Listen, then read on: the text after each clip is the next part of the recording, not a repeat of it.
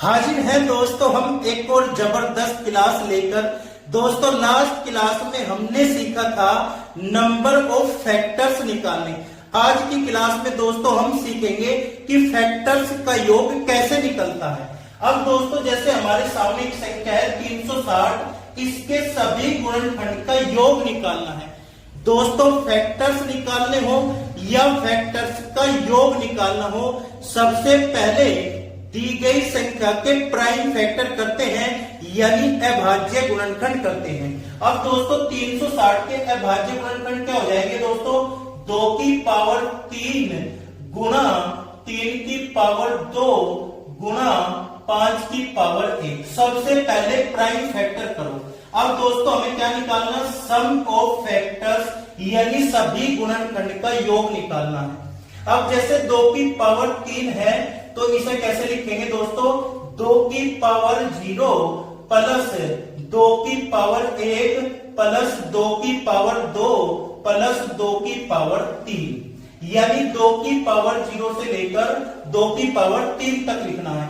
ऐसे ही 3 की पावर 2 को लिखेंगे दोस्तों 3 की पावर 0 प्लस 3 की पावर 1 प्लस 3 की पावर 2।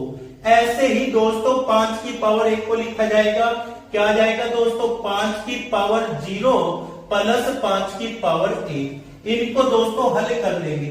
अब दोस्तों इसे हल करेंगे ब्रैकेट को। 2 की पावर 3 का मान 8, 2 की पावर 2 4 हो गया, 2 की पावर 1 2 हो गया और 2 की पावर 0 का मान कितना हो गया? 1। 8 और 4 12 और 2 14 और 1 कितना हो गया दोस्तों? 15 गुणा। अब इस ब्रैकेट को हल करेंगे। 3 की पावर 2 का मतलब 9, यहाँ पे 3 और यहाँ पे 1, 9 और 3 12 और 1 कितना हो गया? 13 हो गया। फिर गुणा 5 की पावर 1 का मान 5, 5 की पावर 0 का मान 1, 5 और 1 कितना हो गया? 6 हो गया।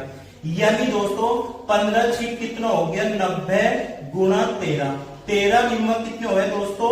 117, यानी कितना आ गया दोस्तों? 1170। यानी 360 के सभी गुणनखंड का योग कितना हो जाएगा दोस्तों? 1170 होगा।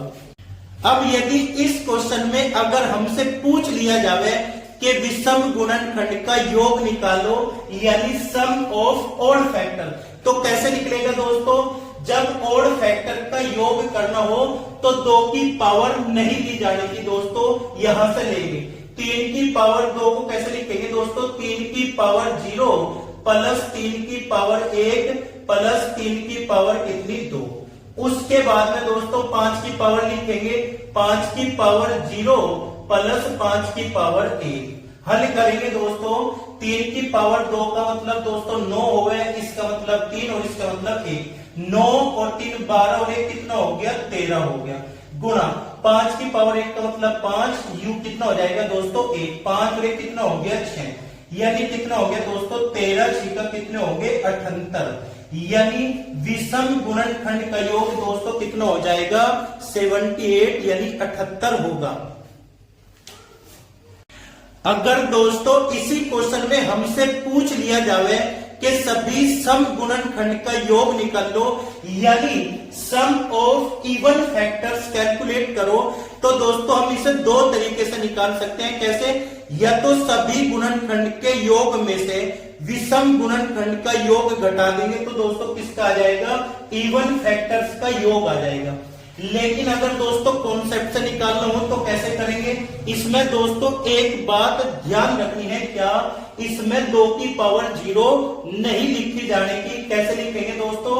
2 की पावर 1 प्लस 2 की पावर 2 प्लस 2 की पावर 3 और बाकी पावर ऐसे ही लिखेंगे दोस्तों जैसे पीछे लिख रहे थे। अब 3 की पावर 2 है तो 3 की पावर 0 प्लस 3 की पावर 1 प्लस 3 की पावर 2, फिर गुणा 5 की पावर 0 प्लस 5 की पावर 1। बस ये ध्यान रखना है दोस्तों, अगर इवन फैक्टर का सम पूछ रहा है तो उसमें 2 की पावर 0 नहीं लेने के 2 की पावर 1 से स्टार्ट करेंगे। अब इसे हल करेंगे दोस्तों, ये कितना हो जाएगा? 8, ये 4 और ये 2, 8 और 4 12 और 2 कितने होंगे दोस्तों? 14 होंगे। अब दोस्तों इसे हल करेंगे, ये 9 हो गया, ये 3 हो गया, ये 1, 9 और 3 12 और ये कितना हो जाएगा दोस्तों 13 हो जाएगा। ये कितना हो जाएगा दोस्तों 5 और ये कितना हो जाएगा 6 हो जाएगा। अब इनकी दोस्तों गुना करेंगे। 13 6 का कितने हो गए दोस्तों 78 यानी 14 गुना 78 गुना करेंगे दोस्तों। 14 अट्ठे 112 हासिल कितने 11।